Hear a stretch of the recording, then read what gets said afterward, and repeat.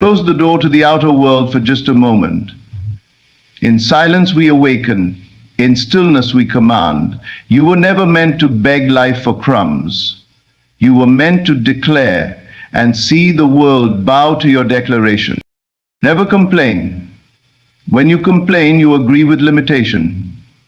You tell the universe, I accept this. But the truth is, your acceptance is the only thing keeping it alive. Complaining feeds the illusion. It strengthens the shadows. The moment you stop speaking of what you hate, you starve it of life. Never explain. You owe no one an explanation for your dreams, your silence or your certainty. To explain is to defend, and to defend is to doubt. Let your life speak for itself. Let your transformation become the answer to every question. When you know what you are doing inwardly, explanation becomes unnecessary. The one who manifests miracles is not loud. They are not desperate. They are calm, certain, quietly sure. They move through the world knowing that what they have imagined must appear. The world bends to the unseen self. This is law. You are not here to fight reality. You are here to replace it. And how do you do that? By refusing to entertain what no longer serves you. By never speaking of it again. By not giving it one more second of your precious energy. The moment you decide to no longer complain or explain, you have stepped into power. The miracle is not coming from out there. It's not delayed. It's not complicated. It is already prepared. It only waits for your assumption. Assume the feeling of the wish fulfilled. Assume it so deeply, so faithfully, that the world has no choice but to reflect it. Be still now. Let no outer voice disturb you. Let no need for validation creep in. Let no hunger for sympathy draw you back into the world of excuses.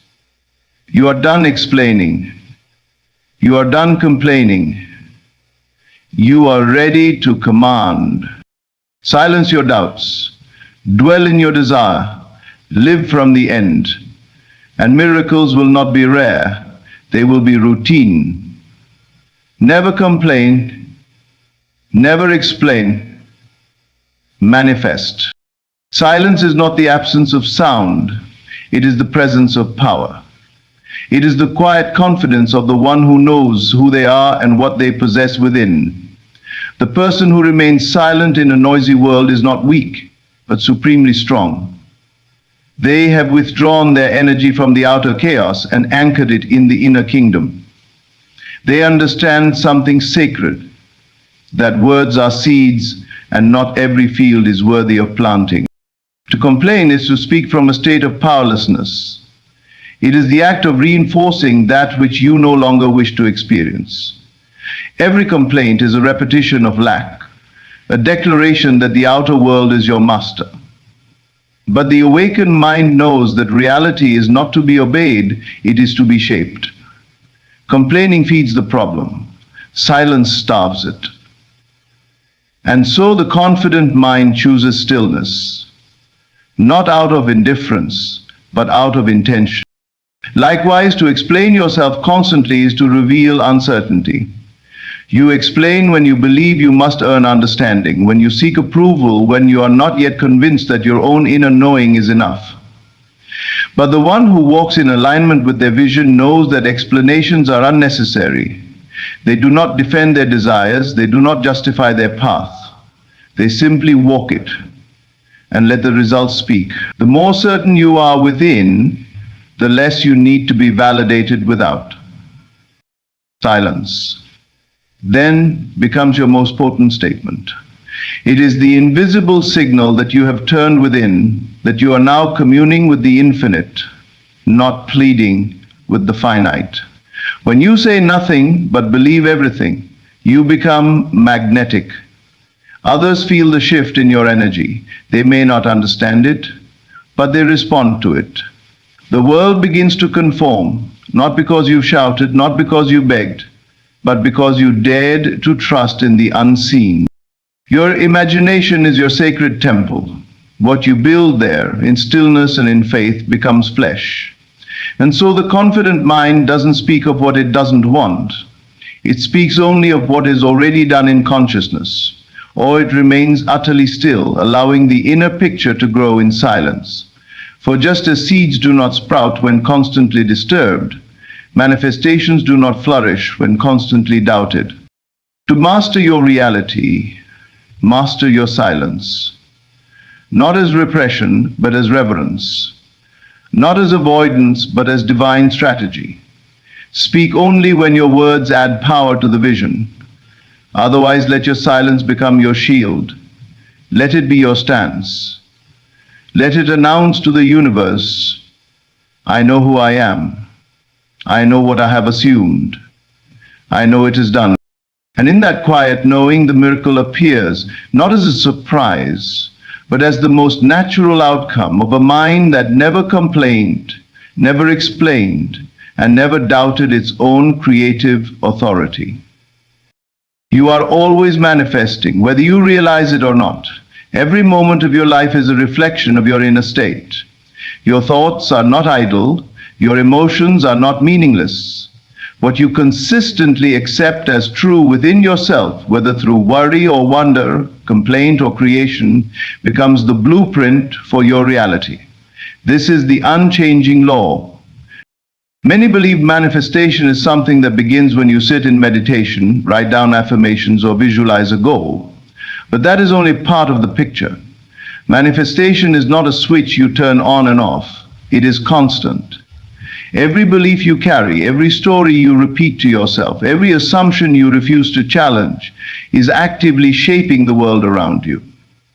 The question is not whether, the question is, what are you manifesting? When you complain, you affirm that the problem is real, powerful, and persistent. You attach yourself to the very condition you wish to change. You feed the energy of lack and limitation.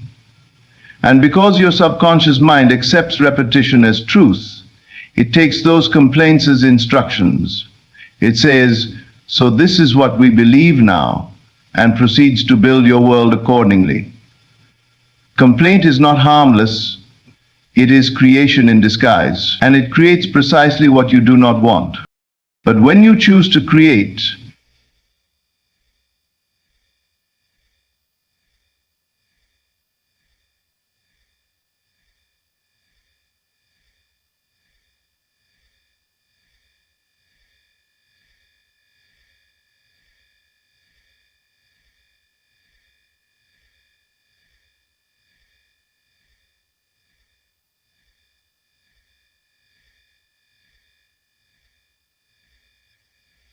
you begin to use your mind on purpose. You shift from reality to intention, from fear to faith. But when you choose to create, you begin to use your mind on purpose. You tap into the real power. You begin to use your mind on purpose. You shift from reality to intention. You shift from reality instead of to feel. You begin to use your mind on purpose. You shift from reality. This is why your inner world is so vital. It is the garden from which all else grows. If you fill it with weeds of worry, weeds will appear in your outer life. But if you plant seeds of certainty, beauty, wealth, and peace, those too will rise and take form. What you nourish within is what takes shape without. And your attention is the water that determines which grows. Choose wisely. Your mind is not a playground. It is sacred ground. To entertain every complaint, every doubt, every negative assumption is to misuse divine power. But to speak as though it is done, to feel the joy of fulfillment now, to refuse to dwell in lack, this is mastery. This is living deliberately. You manifest not by force but by faith, not by effort but by assumption. And the universe is not judging what you want. It is simply mirroring what you persistently believe. So watch your inner conversations. Notice the stories you tell. Are they leading you toward what you desire or anchoring you in what you fear? Every thought is a seed. Every feeling is a command. Every assumption is a silent prayer. You are always manifesting. And the life you live today began in the thoughts you entertained yesterday. Choose now with purpose, and tomorrow will reflect the wisdom of that choice. Explanation is for the unbelieving.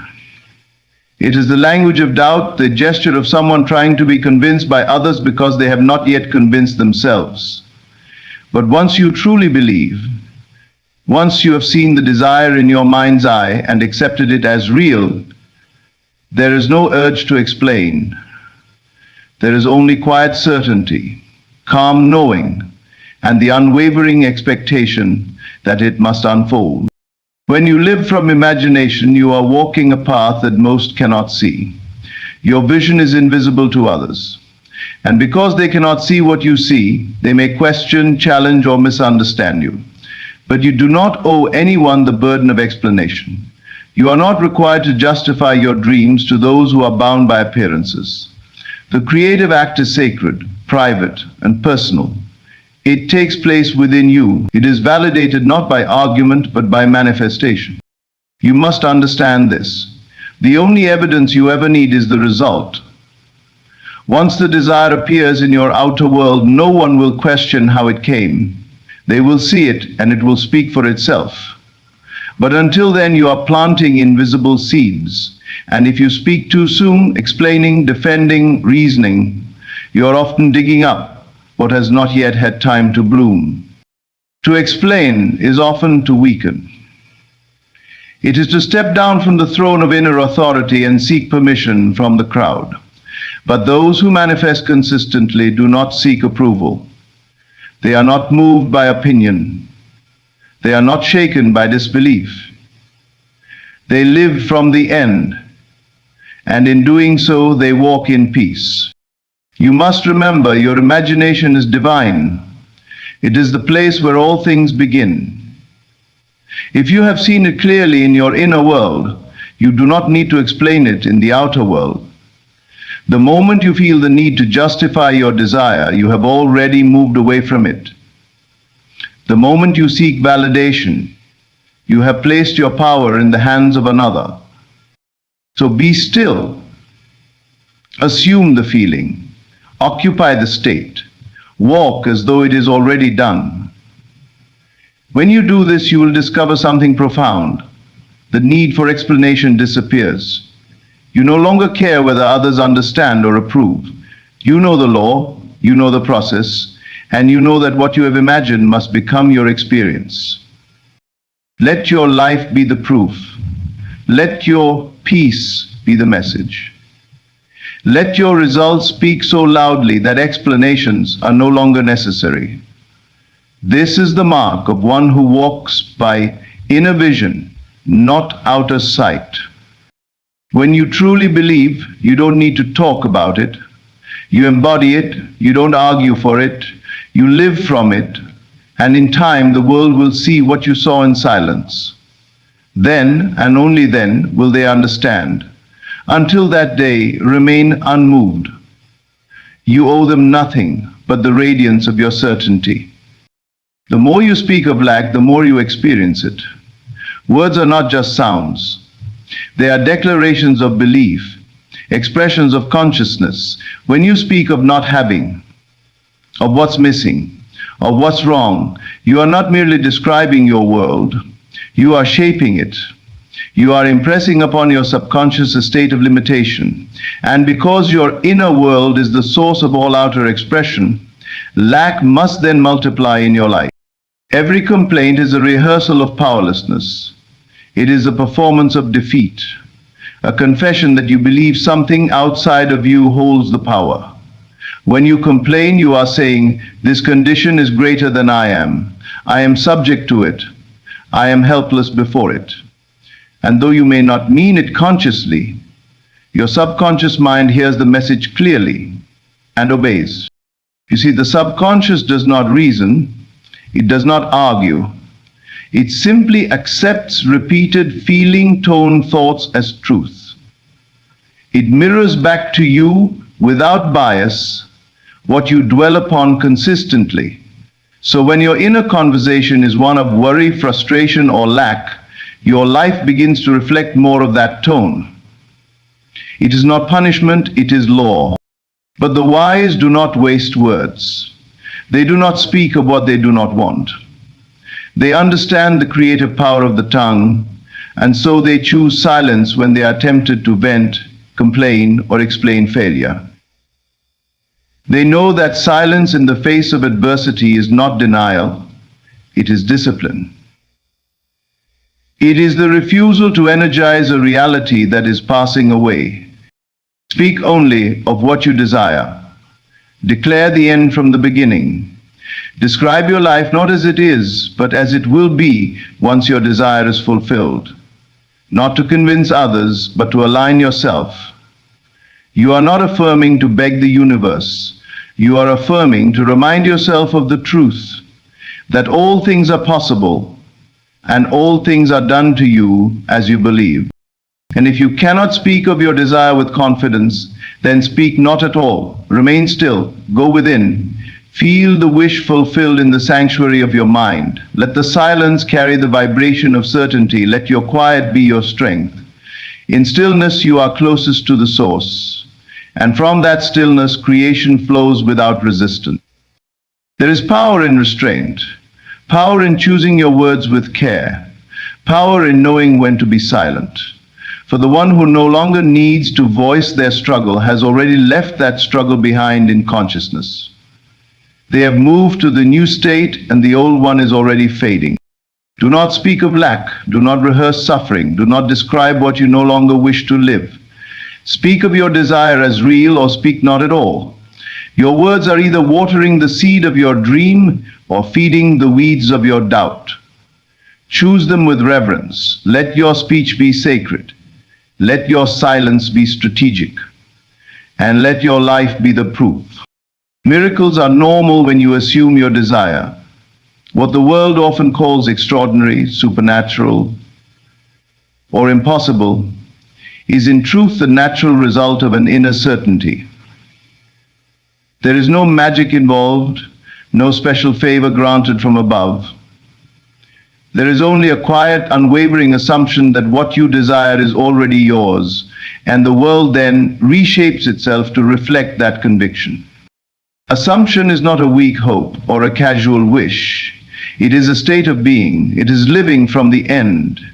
When you assume your desire, you move beyond the question of if or how.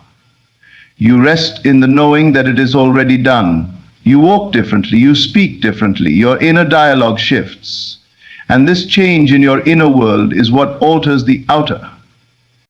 To the one who doubts, the fulfillment of desire seems like a miracle. They say, "How did this happen? How is it possible?" But to the one who understands the law, it is the most natural thing in the world. It could not have happened any other way. The assumption of the wish fulfilled plants a seed in consciousness, and consciousness, being the only creative power, must bring it forth. There is no effort required in this process, only alignment. The seed does not strive to become the tree. It simply contains within it the knowing of what it is. Likewise, your assumption contains the blueprint of your desire. Once fully accepted, it begins to unfold, not because you force it, but because it is already written in the invisible. Most people attempt to manifest by forcing circumstances, chasing opportunities, and trying to control outcomes. But true creation begins within. You do not need to manipulate the world, you only need to occupy the state. When you become one with the feeling of already having what you want, the world must conform. That is law. That is order. What others call a miracle is merely the result of someone dwelling in the right state long enough for the world to catch up. You must understand, reality is malleable. It is shaped not by effort, but by consciousness. It reflects back to you your dominant assumptions, those things you accept as true without resistance. So when you assume abundance, abundance flows. When you assume love, Love arrives. When you assume healing, healing occurs. And to those around you, it may appear as a miracle, but to you, it was simply the natural result of your inner conviction. You are not asking the world to give you something. It already exists in another dimension of possibility. You are simply selecting it by assuming it. There is no begging, pleading, or waiting. There is only choosing, aligning, and trusting. So let go of the idea that miracles are rare. Let go of the belief that you must suffer, strive, or earn your desires. Assume your wish is fulfilled now. Walk in that state. Feel the relief. Live from the end. And you will discover that miracles are not exceptions, they are the rule. Disengage from the outer, command the inner. This is the secret path of all transformation. The world of appearances, the conditions, the circumstances, the facts, is not the source of your experience. It is the echo, the shadow, the outpicturing of an earlier state of mind. To wrestle with it is to try and change the reflection in the mirror, rather than the face itself. It is futile, exhausting, and fruitless. You must turn away from the illusion and direct your gaze inward, where all true power lies. The outer world is always late. It is always behind. What you see with your eyes is not the present, it is the past, crystallized. The moment you recognize this, you free yourself. You stop reacting, you stop chasing, you stop explaining or complaining. Instead, you begin to create consciously by mastering the inner realm. To command the inner means to choose deliberately the thoughts you think, the emotions you dwell in, and the scenes you play within your imagination. It means holding firmly to your vision in the face of contradiction, not because you are stubborn, but because you understand that what shall be already is, in the unseen, in the eternal, in the imagination. And if you persist there, the outer must conform. When you invest attention in what shall be, you are not escaping reality, you are creating it. You are moving from the temporary to the permanent, from the visible to the cause. It is not denial of what is, it is transcendence of it. You acknowledge what is happening, but you refuse to let it dictate your inner world. You choose instead to dwell in the unseen state of fulfillment, and in time the outer must catch up. There is great power in withdrawing attention. Where your focus goes, energy flows, and if you continue to stare at problems, they grow. But if you turn within and dwell on the solution begins to manifest. This is not wishful thinking, it is alignment with the law of consciousness. You are always manifesting. The only question is whether you are doing it deliberately or by default. Disengagement is not inaction. It is inspired non-reaction. It is the deliberate choice to no longer be a victim of appearances. It is refusing to let the outer world define your mood, your belief, or your identity. You step into your role as creator and withdraw from the drama of conditions. Commanding the inner is quiet work. It is done in solitude, in silence, in the stillness of your heart and mind. But though it appears subtle, it moves mountains. The world bends to the one who is unmoved by it. Creation begins the moment you stop reacting and start assuming. So stop wrestling, stop explaining, stop worrying. Turn within. See the desire fulfilled. Feel the relief of already having. Walk in that inner conviction. And as surely as the sun rises, the outer world will follow. It must, because it is only ever a reflection of what lives within you. When you no longer complain, no longer explain, and instead choose to quietly assume your desire is already fulfilled, you rise above the illusion of lack, fear, and doubt. You become still, not because you are passive, but because you now understand that creation begins in silence. In that silence, you no longer react to the outer world, you command the inner one, and from that inner command, miracles flow. What the world calls supernatural is nothing more than the natural outcome of a disciplined mind. You no longer beg for change, you become the change. You no longer seek permission, you walk in authority. You no longer explain your vision, you live it. That is true power. So remember this. Never complain. Never explain. Manifest miracles. Let your results speak for you. Let your silence build worlds. Let your assumption become your experience. Thank you for listening.